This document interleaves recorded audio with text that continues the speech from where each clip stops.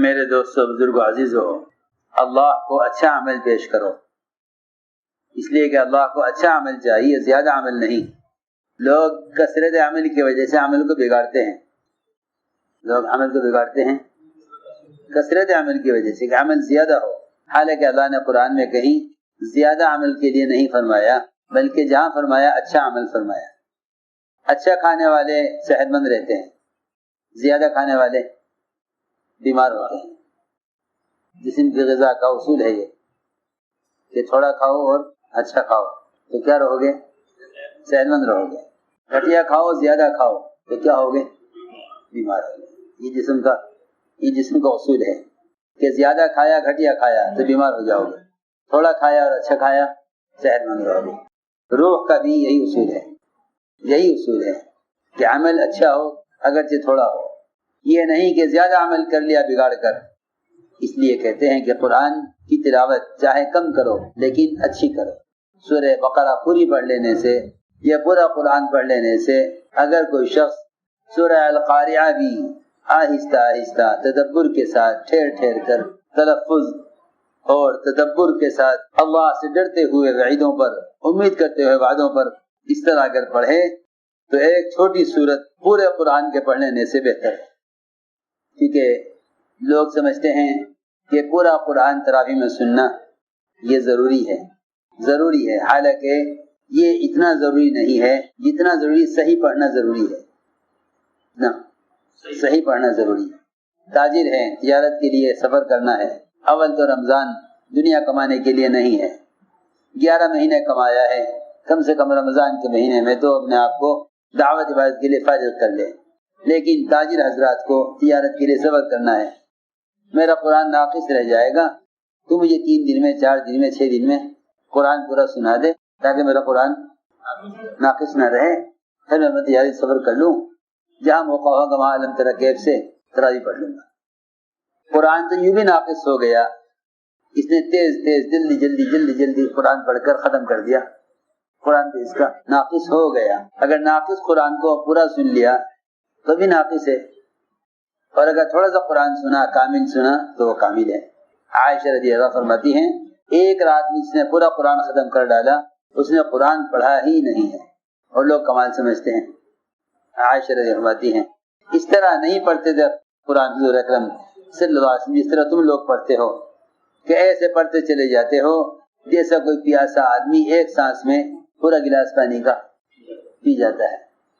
ایسے لوگوں کا قرآن ان کی ہستی سے تجاوز نہیں کرے گا، نہ دل کی طرف نہ عرش کی طرف، نہ عرش کی طرف، بلکہ قرآن تو جو ہے تدبر چاہتا ہے، غور کیا جائے، خوب ترجمے پر غور کیا جائے اللہ کیا فرما رہے ہیں۔ جس آیت کو پڑھو اس آیت کے مفہوم سے پڑھتے ہوئے دل متاثر ہو، یہ قرآن کی تلاوت کے ساتھ بذات یہ چیز مقصود ہے۔ یہ نہیں ہو تو ہو، نہ ہو تو نہ ہو، ایسا نہیں ہے، بلکہ قرآن نے جگہ جگہ تاکید کی ہے اس کی کہ قرآن کو سمجھ کر پڑھا جائے۔ ہدایت علی فرمایا کہ رضی اللہ تعالیٰ قرآن کو بغیر سمجھے پڑھنے میں کوئی خیر نہیں ہے۔ بے شک حروف کی ادائیگی کا، حروف سے پڑھنے کا، الفاظ کا اجر مل جائے گا، الف لام میم پر 30 نیکیاں مل جائیں گی، اسے انکار نہیں ہے۔ لیکن جو قرآن کا اصل موضوع ہے اور مقصد ہے کہ قرآن کے مضمون سے دل کا متاثر ہونا، وہ سمجھے بغیر نہیں ہوتا۔ اس لیے چاہیے کہ قرآن چاہے آدمی تھوڑا پڑھے مگر اور تھوڑا سنے، لیکن صحیح پڑھے صحیح سنے، صحیح پڑھے صحیح سنائے، ایک ایک آیت کو صحیح تلفظ کے ساتھ ادا کرنے کی کوشش کی جائے۔ یہ نہیں کہ جلدی پڑھو تاکہ زیادہ ہو جائے۔ اللہ نے فرمایا قرآن میں لِيَبْلُوَكُمْ أَيُّكُمْ أَحْسَنُ عَمَلًا، اکثر عملہ نہیں فرمایا، احسن عملہ۔ ایک آدمی کو میں نے دیکھا مطاف میں دوڑتے ہوئے، میں نے کہا بھائی سکون سے چلو، میں نے کہا نہیں میں 10 طواف کرنا چاہتا ہوں، کہ تیرے 10 طواف میں ایک بھی قبول نہیں ہونے، سکون سے وقار کے ساتھ تو ایک طواف کر لے، یہ تیرے دن بھر کے طواف سے زیادہ بہتر ہے۔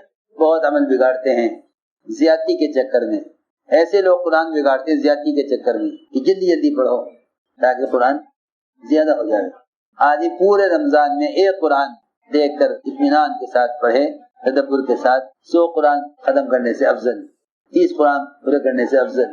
لیکن اس زمانے میں دیکھتا ہوں کہ لوگ پورا قرآن سننے کو تجوید کے ساتھ پڑھنے پر ترجیح دیتے ہیں۔ یہ غلط ہے، یہ بالکل غلط ہے کہ پورے قرآن کے سننے کو ترجیح دینا تجوید پر، یہ بالکل غلط ہے، بالکل غلط ہے کہ بھائی تاجر حضرات ہیں، انہیں صبر کرنا ہے، لہذا قرآن 3 سپارے پڑھ کے جلدی جلدی روزانہ کیا کرو، 10 دن میں ختم کرو، تاکہ 10 دن والے سن کے چلے جائیں، پھر اگلے آ جائیں۔ مد اور اخفا، غنہ، یہ تو قرآن کا ظاہر ہے، ورنہ قرآن کے مضمون پر غور کیے بغیر پڑھنا، قرآن کے مضمون پر غور کیے بغیر پڑھنا نہ اپنے لیے ہدایت و ترقی ہوگی نہ سننے والوں کے لیے۔ قرآن تو سب سے زیادہ مؤثر بیان ہے، بڑی لمبی لمبی لوگ تقریریں کرتے ہیں، قرآن سے زیادہ مؤثر کوئی بیان نہیں۔ سلمان فارسی رضی اللہ تعالیٰ عنہ 1000 آدمی بیٹھے تھے، قرآن پڑھنا شروع کیا تو لوگ اٹھ کر جانے لگے۔ فرمایا کہ تمہیں چکنی چپڑی باتوں کا شوق ہو گیا ہے۔ جب تقریر ہو رہی تھی سب بیٹھے تھے، قصے سن رہے تھے، جب قرآن پڑھنا شروع کیا تو کتنے آدمی اٹھ کے چلے گئے؟ 900 اٹھ کے چلے گئے، 100 آدمی رہ گئے روایت میں۔ اسے فرمایا یہ تمہارا مزاج اب قرآن سے بہرحال اثر لینے کا نہیں رہا۔ میں سوچتا ہوں، میں نے کبھی مجمع دیکھتا ہوگا، تراویح فلاں مسجد میں اتنی دیر میں ہو گئی، فلاں میں اتنی دیر میں ہو گئی، یہاں تراویح میں اتنی دیر ہو جاتی، کیونکہ جو عمل کے وقت گھڑی دیکھیں سمجھ لو ان کے دلوں میں احتساب نہیں ہے، دلوں میں احتساب نہیں ہے، وہ نہیں ڈرتا رہے گا ہائے اگر یہ قرآن کے سننے کا سلسلہ ختم ہو گیا تو کیا ہوگا، اور اگر قرآن کے پڑھنے کا سلسلہ ختم ہو گیا تو کیا ہوگا۔ عمر رضی اللہ تعالیٰ عنہ رات کو قرآن سننے بیٹھے، مساشری سے فجر کی اذان ہو گئی، ساری رات قرآن سنتے رہے، پتہ ہی نہیں چلا وقت کب گزر گیا۔ صحابہ کرام کے مواعظ اور نصیحتیں ہیں قرآن کے قرات پڑھنے والوں کے لیے۔ فرماتے ہیں کرانہ عدوی کہ عمر رضی اللہ تعالیٰ عنہ نے خط لکھا تمام لشکروں کے عمرا کو کہ مجھے نام لکھو ان لوگوں کے جنہوں نے قرآن حفظ کیا ہے، تاکہ میں ان کو عطایا میں ان کا درجہ اور اونچا کر دوں، اور پھر میں ان قرا کو بھیجوں ملکوں میں لوگوں کو قرآن سکھانے کے لیے۔ ابو سعید رضی اللہ تعالیٰ عنہ نے خط لکھا ہے عمر کو جواب میں کہ میرے پاس حفاظ قرآن کی تعداد 300 سے زیادہ ہو گئی ہے۔ عمر نے ان کو لکھا بسم اللہ الرحمن الرحیم، یہ خط اللہ کے بندے عمر کی طرف سے عبداللہ بن قیس اور جتنے ان کے ساتھ قرآن کے حفاظ ہیں ان کے لیے، سلام علیکم اما بعد۔ فرمایا عمر رضی اللہ عنہ نے لکھا خط میں کہ یہ قرآن یہ تمہارے لیے بڑے اجر کا اور تمہارے لیے بڑی عزتوں کا اور تمہارے لیے آخرت کے لیے بڑے ذخیرے کا سبب ہے۔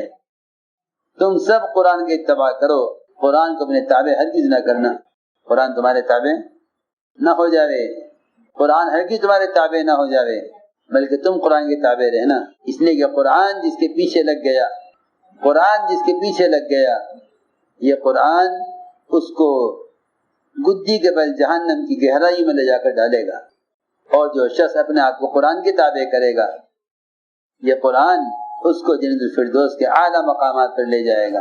جہاں تک تم سے ہو سکے قرآن کو اپنا سفارشی بناؤ، جہاں تک تم سے ہو سکے قرآن کو اپنا سفارشی بناؤ، اور دیکھو یہ قرآن ہرگز تم سے جھگڑا کرنے والا نہ ہو، اس لیے کہ قرآن جس کی سفارش کرے گا یہ قرآن اس کو جنت میں داخل کرے گا، اور قرآن جس سے جھگڑے گا وہ جہنم میں داخل ہو جائے گا۔ اور اچھی طرح جان لو کہ قرآن یہ تو ہدایت کے چشمے ہیں، اور یہ علم کی رونق ہے، اور یہ رحمان کی طرف سے آنے والی سب سے نئی کتاب ہے، آخری کتاب ہے۔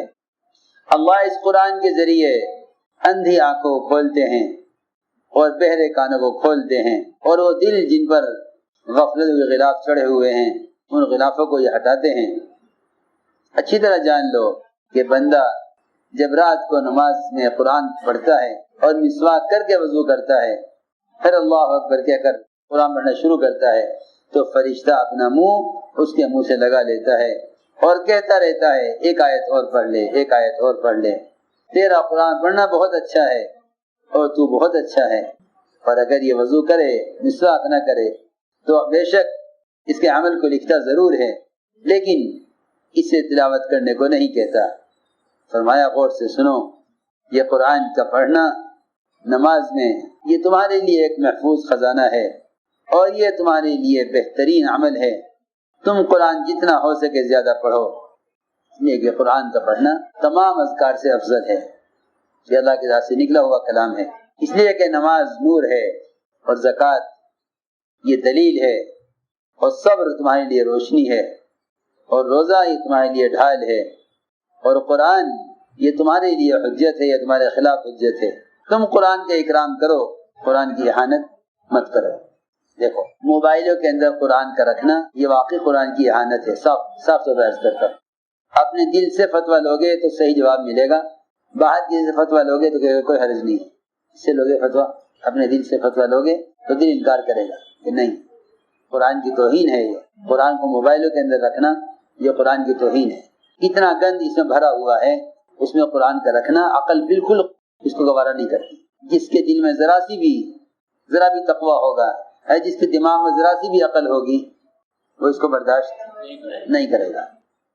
لیکن سنتیں مغلوب ہو رہی ہیں، رواج غالب آ رہا ہے، اس لیے پرانوں کے طریقوں پر قرآن رکھنا، بلکہ اب نئے طریقوں پر موبائل رکھتے ہیں قرآن پڑھنے کے لیے۔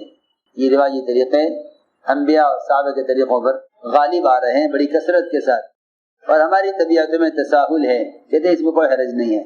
اس لیے فرمایا کہ قرآن کی توہین نہ کرو، اس لیے کہ اللہ رب العزت اس شخص کا اکرام کرنے والے ہیں جو قرآن کی عظمت اور قرآن کے اکرام کرے، اس کی تعظیم کرے، اور جو قرآن کی اہانت کرے گا اللہ اس کو رسوا اور ذلیل کرنے والے ہیں، اللہ اس کی اہانت کرنے والے ہیں۔ اچھی طرح جان لو کہ جس نے قرآن کی تلاوت کی اور اس کو حفظ کیا اور اس پر عمل کیا اور جو کچھ اس میں ہے اس کا اتباع کیا، تو یہ قرآن اس کے لیے خود دعوت مستجاب ہے۔ یا تو اللہ رب العزت اگر چاہیں گے تو اس کو اس کی تمام حاجت دنیا پوری کر دیں گے، یا اس کی حاجتوں کو آخرت کے لیے ذخیرہ بنا دیں گے۔ اور جان لو کہ بے شک جو کچھ اللہ کے پاس ہے وہ بہتر ہے اور ہمیشہ باقی رہنے والا ہے ان لوگوں کے لیے جو اللہ پر ایمان لائیں اور اللہ پر بھروسہ کریں۔ بے شک جو کچھ اللہ کے پاس ہے وہ بہتر ہے اور ہمیشہ باقی رہنے والا ہے ان لوگوں کے لیے جو اللہ پر ایمان لائیں اور اللہ پر بھروسہ کریں۔